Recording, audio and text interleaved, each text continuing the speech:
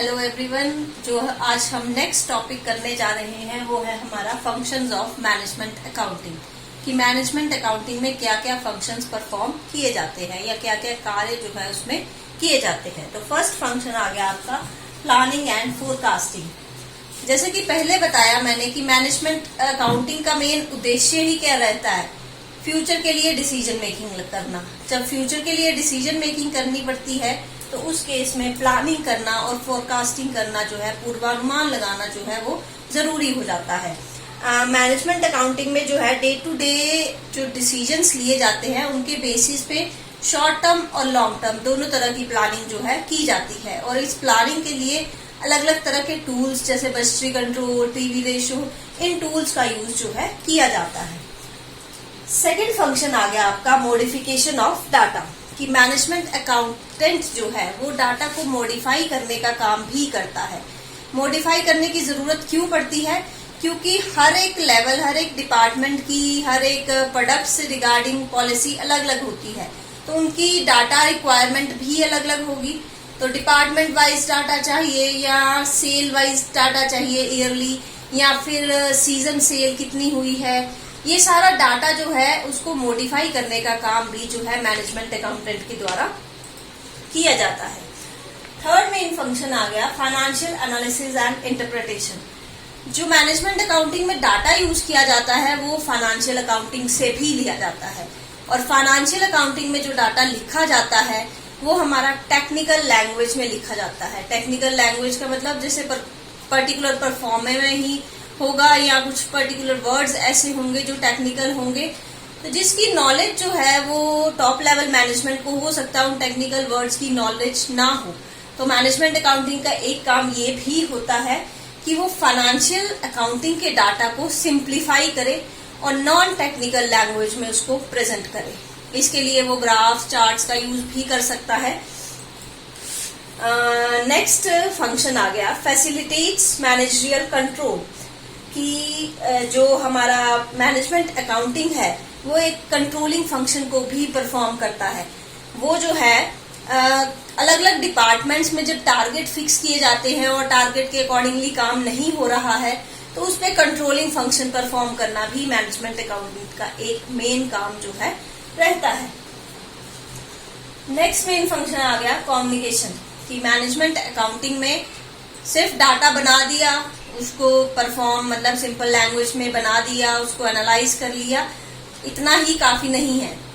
जिस इंसान को उसकी जरूरत है, जिस डिपार्टमेंट को उसकी जरूरत है, वहां तक कम्युनिकेट करने का काम भी मैनेजमेंट अकाउंटिंग के द्वारा किया जाता है।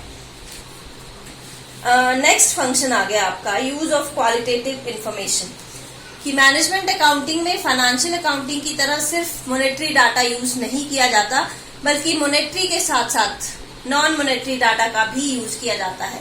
सिर्फ क्वांटिटी ही नहीं देखी जाएगी, क्वालिटेटिव डाटा भी जो है वहां पे लिया जाएगा। जैसे एग्जांपल दिया है कि अगर पुरानी प्रोडक्शन फिगर्स देख रहे हैं हम कोई पॉलिसी बनाने के लिए प्रोडक्शन के रिगार्डिंग, तो प्रोडक्शन के साथ साथ जो पर्सन उस प्रोडक्शन से डील कर रहा है या फिर प्रोडक्ट की क्वालिटी कैसी है या उसकी प्रोडक्टिविटी मशीनरी की कैसी है या कंज्यूमर सर्वे आदि करके जो है मैनेजमेंट अकाउंटेंट जो है ज्यादा यूजफुल इंफॉर्मेशन प्रोवाइड करता है। तो इसमें क्वांटिटेटिव और क्वालिटेटिव दोनों तरह की इंफॉर्मेशन का यूज जो है किया जाता है। नेक्स्ट फंक्शन आ गया कोऑर्डिनेटिंग, कि अलग अलग डिपार्टमेंट्स में कोऑर्डिनेशन का काम भी मैनेजमेंट अकाउंटेंट का रहता है। वो डाटा वो जो है एक तरह से इस तरह से सिंप्लीफाई करता है रिक्वायरमेंट्स को, या फिर एफिशिएंसी को इस तरह से तय करता है, स्टैंडर्ड को इस तरह से तय करता है कि हर डिपार्टमेंट जो है अपनी एफिशिएंसी का पूरा यूज कर सके।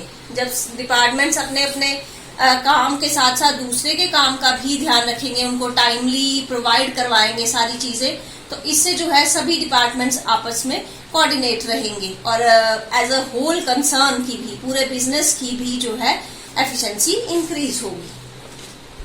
नेक्स्ट फंक्शन आ गया helpful in taking strategic decisions, कि मैनेजमेंट को कई तरह के स्ट्रैटेजिक डिसीजंस भी लेने पड़ते हैं।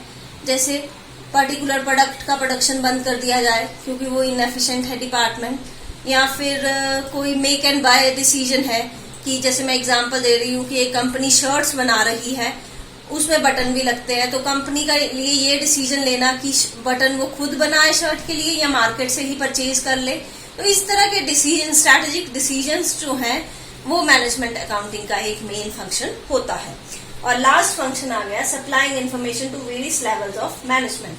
वैसे तो मैनेजमेंट अकाउंटेंट सिर्फ टॉप लेवल मैनेजमेंट को जवाबदेही होती है, उसकी अकाउंटेबिलिटी, लेकिन शॉर्ट टर्म प्लानिंग के लिए अगर किसी डिपार्टमेंट को भी किसी तरह की नीड है डाटा की, तो उसमें भी मैनेजमेंट अकाउंटेंट जो है हेल्प करता है। मैनेजमेंट अकाउंटेंट हर एक डिपार्टमेंट को, हर एक पर्सन टू पर्सन जिस तरह की डाटा की रिक्वायरमेंट होती है वो प्रोवाइड करवाता है। तो ये थे आपके फंक्शंस ऑफ मैनेजमेंट अकाउंटिंग। जो नेक्स्ट टॉपिक हम करने जा रहे हैं वो है difference between management accounting and financial accounting. कि दोनों में मैनेजमेंट अकाउंटिंग और फाइनेंशियल अकाउंटिंग जो है वो दोनों ही अकाउंटिंग की ब्रांचेस हैं और इनमें क्या डिफरेंस जो है वो है। फर्स्ट डिफरेंस आ गया आपका ऑब्जेक्ट, कि क्या उद्देश्य होता है। फाइनेंशियल अकाउंटिंग का उद्देश्य क्या रहता है और मैनेजमेंट अकाउंटिंग का उद्देश्य जो है वो क्या रहता है। तो फाइनेंशियल अकाउंटिंग का जो मेन ऑब्जेक्टिव है वो प्रॉफिट एंड लॉस कैलकुलेट करना और बैलेंस शीट बनाना रहता है, जबकि मैनेजमेंट अकाउंटिंग में पॉलिसीज बनाई जाती हैं, डिसीजन मेकिंग प्रोसेस जो है उसमें की जाती है। सेकंड डिफरेंस आ गया नेचर, कि इसमें किस तरह की ट्रांजैक्शंस होती हैं या किस तरह का डाटा जो है लिया जाता है।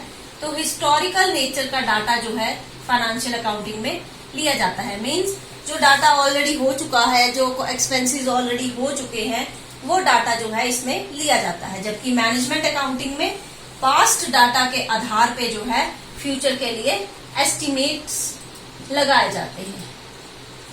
एस्टिमेटेड डाटा जो है फ्यूचर प्लानिंग जब की जाती है तो उसमें एस्टिमेशन ही चलता है। थर्ड मेन डिफरेंस आ गया कि सब्जेक्ट मैटर क्या रहता है। तो फाइनेंशियल अकाउंटिंग में पूरे बिजनेस का, होल बिजनेस का रिजल्ट जो है वो निकाला जाता है।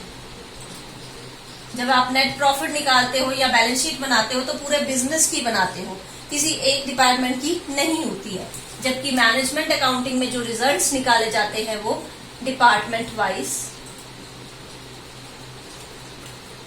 निकाले जाते हैं, या फिर आप कॉस्ट पर यूनिट निकाल रहे हो तो डिपार्टमेंट वाइज डाटा जो है वहां पे लिखा जाता है। लीगल कंपल्शन की मैंडेटरी है या नहीं है, तो फाइनेंशियल अकाउंटिंग जैसे आप सबको पता है किसी भी उसके लिए जो है मैंडेटरी होता है, जबकि ये नॉन मैंडेटरी है। कोई कंसर्न करना चाहता है तो वो मैनेजमेंट अकाउंटिंग कर सकता है, अदरवाइज लीगली जो है किसी तरह की कंपल्शन नहीं है मैनेजमेंट अकाउंटिंग को बनाने के लिए। प्रिसीजन मींस शुद्धता कितनी रहती है, तो इसमें जो है फाइनेंशियल अकाउंटिंग में पूर्ण एक्यूरेसी जो है वो रहती है।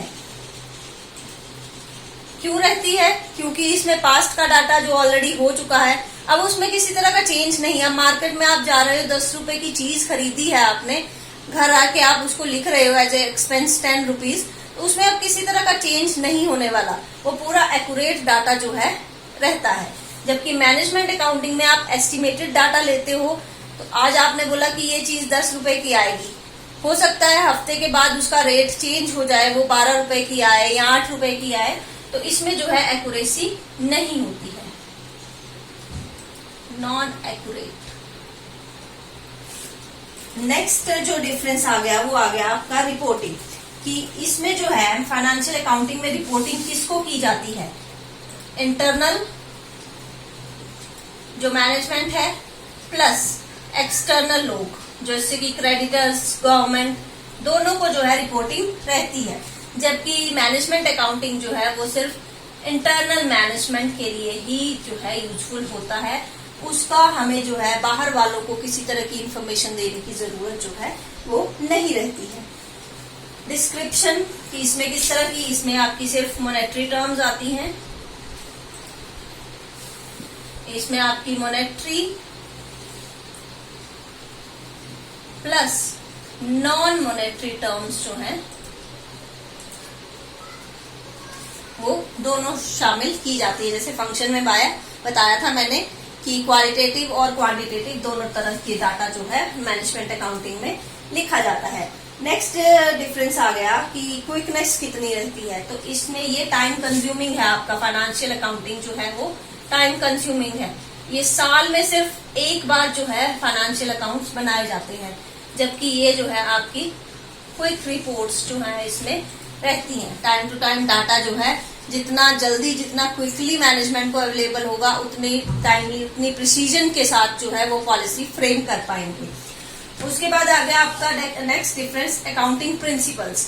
तो इसमें जो है जनरली एक्सेप्टेड अकाउंटिंग प्रिंसिपल्स जो है वो फॉलो किए जाते हैं, जबकि मैनेजमेंट अकाउंटिंग में किसी तरह के प्रिंसिपल्स जो है फॉलो नहीं किए जाते, नॉट फॉलोड। उसके बाद आ गया आपका टाइम पीरियड कि फाइनेंशियल अकाउंटिंग जो है वो पर्टिकुलर टाइम पीरियड के लिए बनाई जाती है, पर्टिकुलर पीरियड के लिए जो है बनाई जाती है। जैसे आपका फाइनेंशियल ईयर है 1 अप्रैल से 31 मार्च तक, तो उस पर्टिकुलर टाइम पीरियड के लिए बनाई जाएगी, जबकि मैनेजमेंट अकाउंटिंग में जो रिपोर्ट्स बनाई जाती हैं वो टाइम टू टाइम बनाई जाती हैं। हो सकता है ये वीकली रिपोर्ट बना रहे हो, मंथली रिपोर्ट बना रहे हो, क्वार्टरली रिपोर्ट बना रहे हो, तो इसमें जो है टाइम की कोई पाबंदी जो है वो नहीं रहती है। पब्लिकेशन, फाइनेंशियल अकाउंटिंग डाटा को पब्लिश किया जाता है, क्योंकि इसमें इंटरनल के साथ साथ ही बताया था मैंने, इंटरनल के साथ साथ एक्सटर्नल लोग भी जुड़े रहते हैं, क्रेडिटर्स, बैंकर्स, आउटसाइडर्स जितने भी है, गवर्नमेंट है, तो उस डाटा को पब्लिश करवाना जरूरी होता है ताकि आउटसाइडर्स तक भी वो डाटा जो है पहुंच पाए। जबकि मैनेजमेंट अकाउंटिंग सिर्फ इंटरनल लोगों के लिए, जो मैनेजमेंट है, टॉप लेवल मैनेजमेंट है, उसके लिए ही यूजफुल होती है, इसलिए इसके पब्लिश नहीं करवाया जाता, नॉट पब्लिश्ड। और लास्ट डिफरेंस आ गया आपका ऑडिट कि फाइनेंशियल अकाउंटिंग डाटा को जो है, जो फाइनेंशियल अकाउंट्स बनाए जाते हैं उसको ऑडिट कंपल्सरी होता है, यहाँ पे ऑडिट करवाया जाता है, और मैनेजमेंट डाटा को नॉट ऑडिटेड, ऑडिट करवाना जरूरी नहीं होता है। मैनेजमेंट अकाउंटिंग का डाटा जो है वो सिर्फ इंटरनल लोगों के लिए होता है, जो इंटरनल मैनेजमेंट है उनके लिए होता है, इसलिए उसको ऑडिट करवाना जो है जरूरी नहीं रहता है। तो ये था आपका difference between management accounting and financial accounting. आज हमने 2 टॉपिक कवर किए, nature of management functions of management accounting and difference between management and financial accounting. अगर इनमें किसी भी पॉइंट में आपको किसी तरह की प्रॉब्लम आ रही है या समझ नहीं आ रहा है, तो आप कमेंट सेक्शन में उसको लिख दीजिए, मैं उसको क्लियर कर दूंगी। Thank you.